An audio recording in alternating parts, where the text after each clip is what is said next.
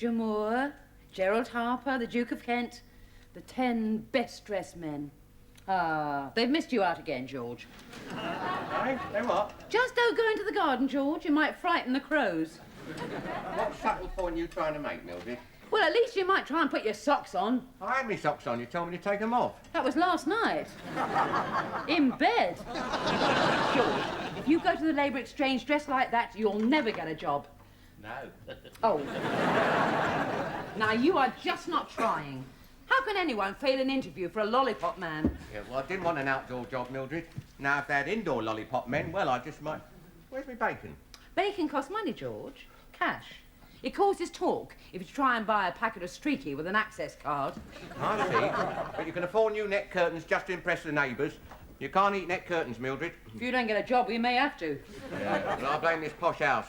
You spent all our money on it, and now you're frightened to be ashamed of us. But George, you might like work. Try it. I have. Not since the gas mantle factory broke down, you haven't. Now, George, they've warned you. They've warned you at the Social Security. They're going to cut off your supplementary benefit. I don't care what they cut off. Neither do I, not anymore. Ah, leave it, Mildred. You haven't turned me egg over.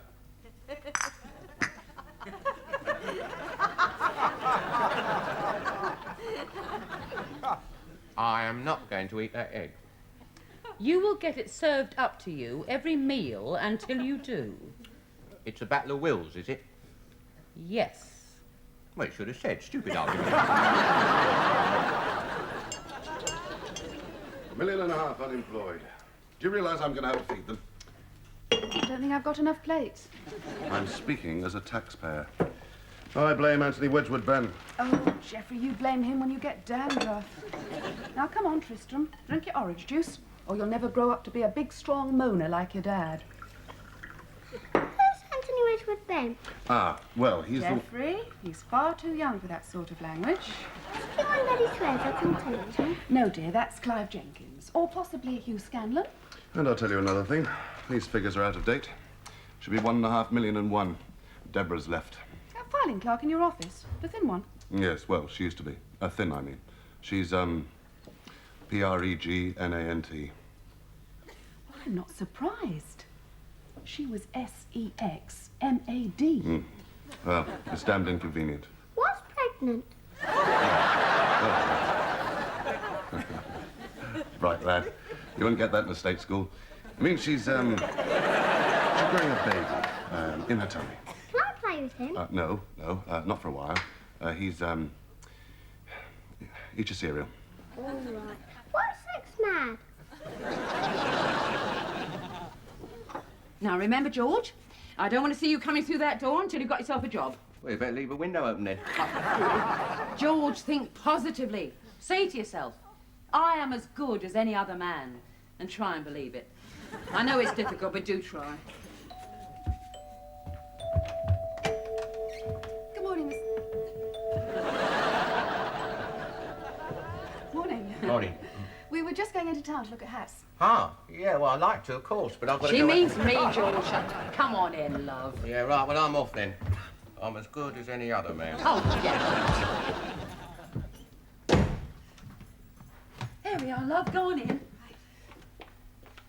That's it. Sit yourself down, dear. Oh, I would have been ready, but George and I had this tug of war over a fried egg. Oh, sounds like fun. You know, he's so fussy. Oh, Geoffrey's just the same. He won't touch an egg unless he knows where it comes from. I thought they all came from the same place. Free range or battery. Oh, I see. Yes. Oh, silly me. Oh, dear, oh, dear.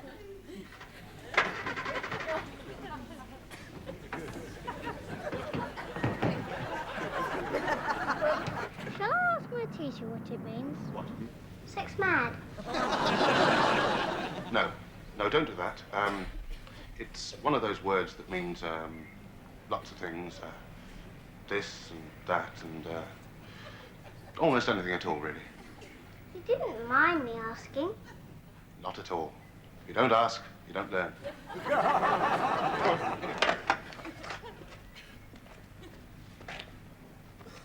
Hey, excuse me. Any chance to give me a tow up the wash name? Up the garage. My car won't start. Well, you can give me a push if you like. Oh, I'd love to. Oh, that's all right. You can give me a lift up the high road. Thank you. Morning, son.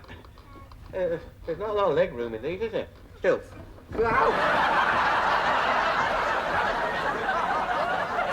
Wake you up when you get there.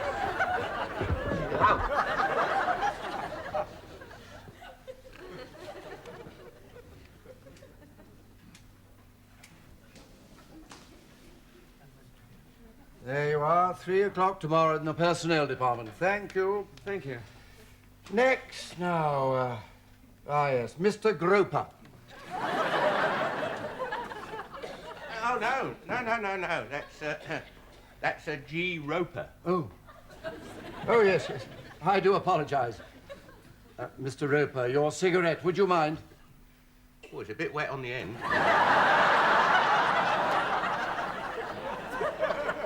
Thank you. No smoking. Now, I have your file forwarded on from your previous employment office. Radcliffe, Robinson, Roper. I'm as good as any other man. Yes. Now, what sort of employment was it you were looking for the last 7 years? Well, I'm very fond of animals, mainly budgies. I've always been attracted to show business. Not a lot of call for singing vets. I see you're down here as a gas mantle packer. Now, qualifications. When did you leave school exactly? Can you remember? Yeah, well, it would have been about 4:30, I suppose. You mean the year? Yeah, 1940 something or other. I assume you have no O or A levels. Oh, well, they didn't have education when I was at school. Well, what with the war and that, see? I see. Well, there's a vacancy here for a builder's labourer. I don't suppose you were in the war, were you, being a civil servant? I was in the war, actually. Or there's a night watchman. What did you do? Some sort of pen pusher job, was it? No. Oh, yeah? What then? I was dropped behind the enemy lines in 1941. I spent 2 years organising French resistance, sabotaging munition dumps, blowing up railway tracks, and so on.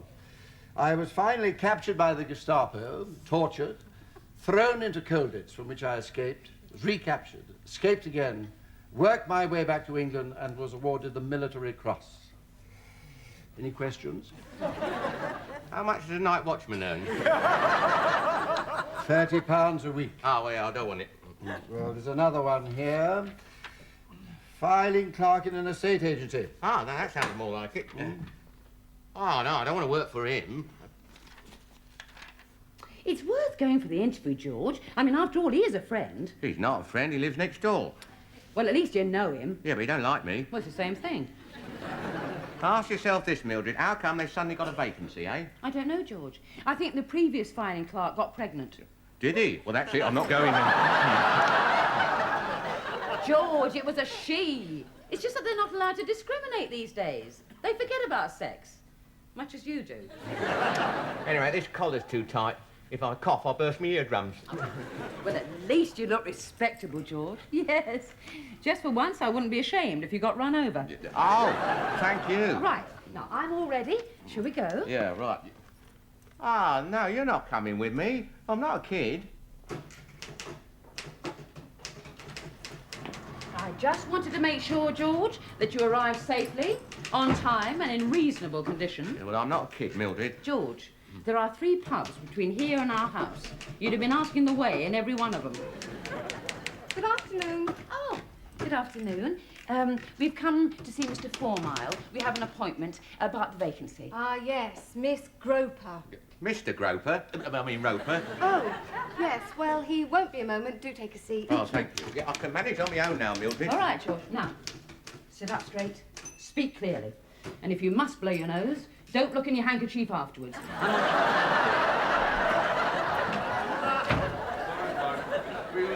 We'll forward the details of the property of him. Keep in touch. Ah, Mrs. Roper. Yeah. Afternoon. Oh, afternoon. Afternoon. Well, this is a pleasant surprise. And won't you come in? Oh, but actually, it's George. Yes, it's a bit more private in here.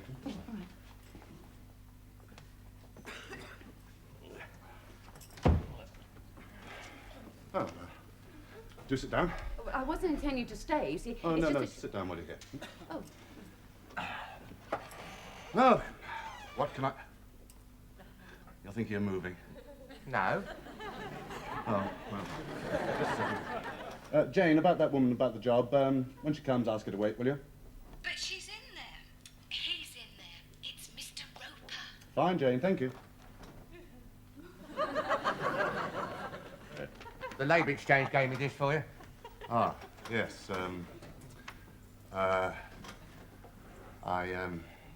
You're not altogether a woman. Well, you didn't ask for one. Well, I'm not allowed to. It's this stupid... Oh, dear. Well, I mean, he's not all that masculine. Well, no. I mean, don't let his moustache fool you. Right, that's it. I'm off. Sit down, George. Now, he's willing, and he's clean, and he does a very good job at packing gas mantles. Though I don't suppose that would enter into it very much. No, it wouldn't. You're wasting your time, Mildred. He doesn't want me. No, it's not that. Well, it is that. Look, I'm perfectly willing to consider you. Oh, good.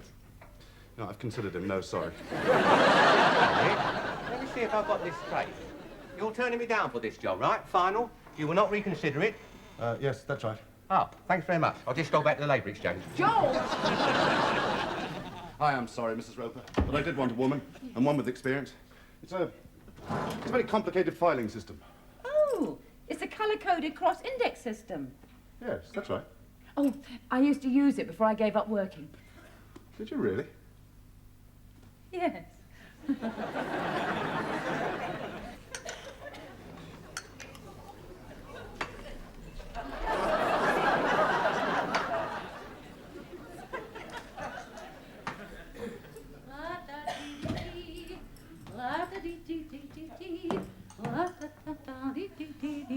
Now, don't start getting at me, Mildred. I did my best. I know you did, George. But he really did want a woman, you know. I mean, he wanted somebody with warmth and a pleasant personality. Who does that remind you of, George? A woman? Warmth? Pleasant personality? Nobody. Me, George. He offered me the job. He did what? Now, look here. I'm not having any wife of mine going out to work. Well, I sit here doing nothing, reading the paper, drinking cups of tea while you go out. When did you start? Monday morning, George. And both of us are going to have to be up at 7:30 sharp. Both? Oh, yes. I mean, if I'm going to have to go out to work, George, I need you to make me a proper cooked breakfast.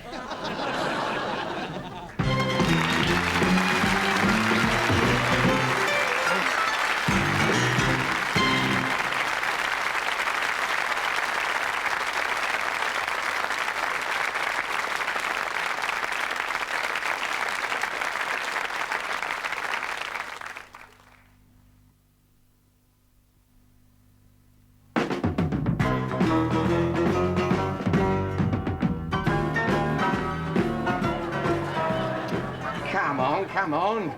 This is a non-stick pan, you stupid slice of bacon. Oh, please. Oh, God. Oh, dear. Oh, Morning, George. oh, my. This piece of bacon spat right in my eye. I'm not surprised the way you're treating it. Oh, I think I'll just have toast. I thought you wanted to cook breakfast. I'm still digesting yesterday's. What's wrong with it? I've seen tastier-looking speedway tracks. Now, come along. Hurry up, George. I'm going to be late for work. Well, hang on. I've only got one pair of hands. Did you want tea or coffee? Well, I prefer coffee, but since your tea tastes more like coffee than your coffee does, I'll have tea. Yeah, right. Well, tea it is, then. There we are. Anything interesting in the papers this morning? Oh, nothing to worry your pretty little head about. Now, don't you start that. Oh, my God.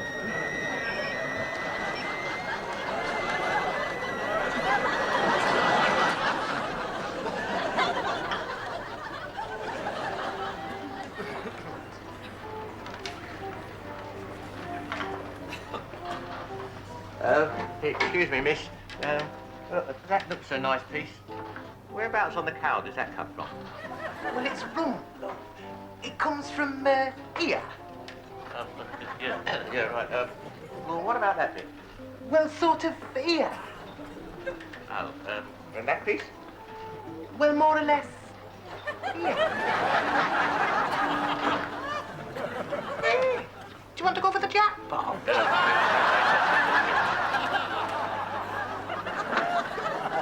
Excuse me. Have you got one of them that a million housewives every day pick up a tin of them and say something or other? Pardon? Oh, you know what I mean. How's it go? La la la la la la la la la la la la la la la la do. Ah, isn't that the tune for Cross Your Heart, Lady Harness?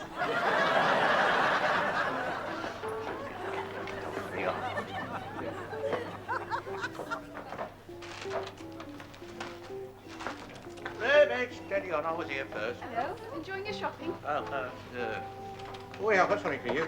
A tin of baked beans I borrowed off you yesterday.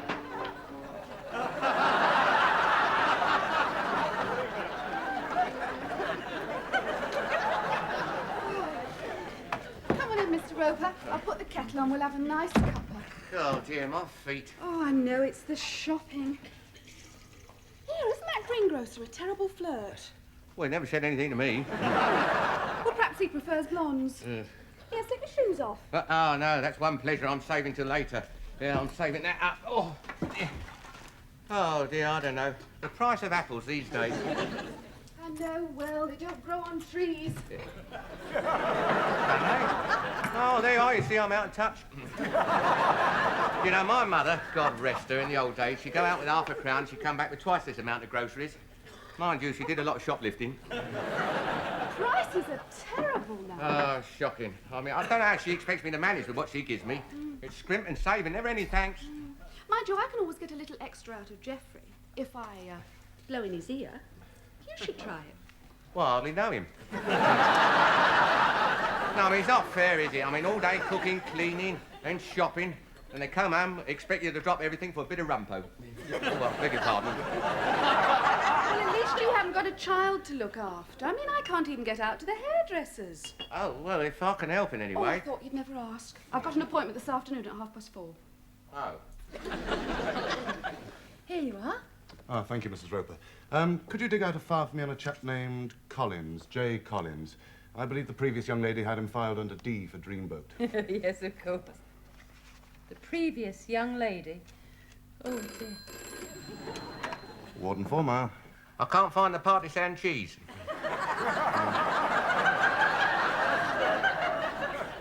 Who is this? It's me. Is Mildred there? It's for you. It's someone called me who can't find the partisan cheese. George, I told you not to ring me at work. It's in the OXO box marked string. Well, no wonder I couldn't find it. Hey, Mildred. Oh, dear. Partisan cheese and grated nutmegs. Nutmeg? Here you are.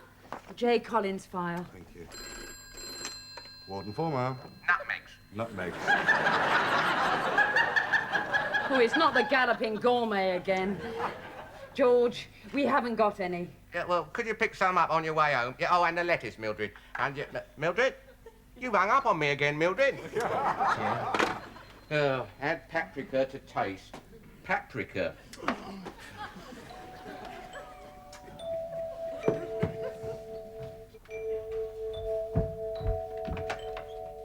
Here he is, Mr. Roper. He won't be any trouble. He's got his homework to do. Oh, you better come in then, son. Now, you be a good boy, Tristram. I'll only be an hour. Right, yeah, bye. I kissed a girl at school today. Did you? I didn't want to, but she made me. Yeah, I know how you feel, son. Go through there, shall we?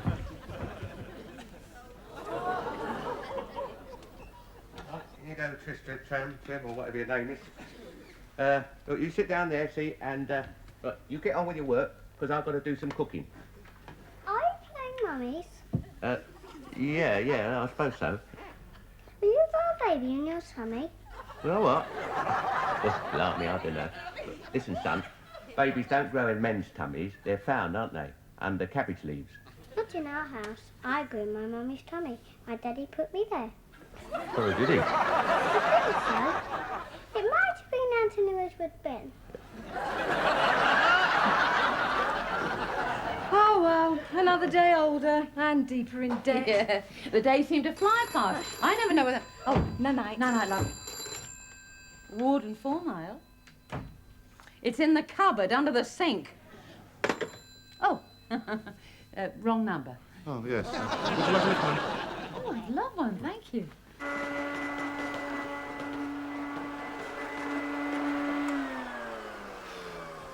Oh, dear. Oh, me feet. Oh, lovely. Oh.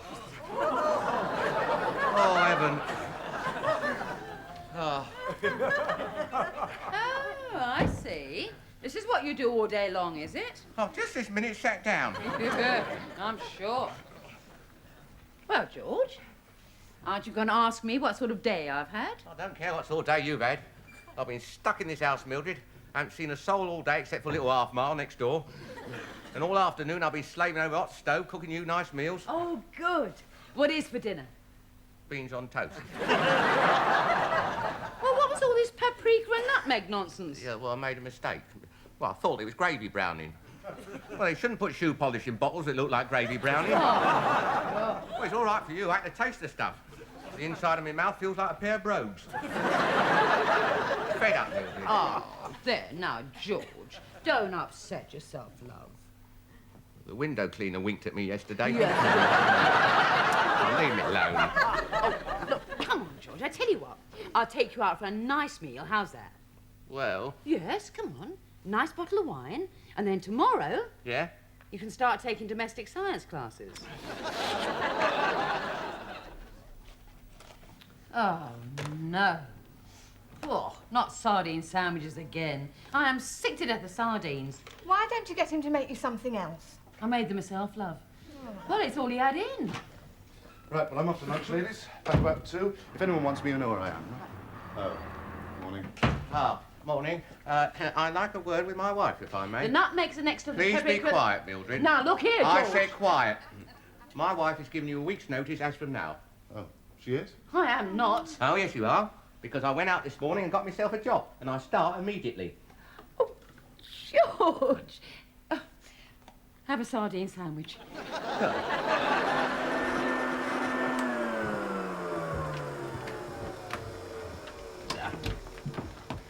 Oh, George, you shouldn't be doing that. That's my job. Yeah, well, it is from now, Mildred. I'm hanging up my apron. Oh. Now, come on, George, sit down. Now, tell me all about your new job. Well, it's a position in a shoe factory. Yeah? Yeah, it's a very important position. There were 2 of us after the job, but I was considered the most suitable, mainly because I had both legs. Yes, I see. Well, George, I've got a little surprise for my breadwinner. Oh, well, champagne. Well, nearly, yes. And I thought that I'd buy something for myself, you know, because I thought we need to celebrate. Yeah? So I thought that we would have an early night.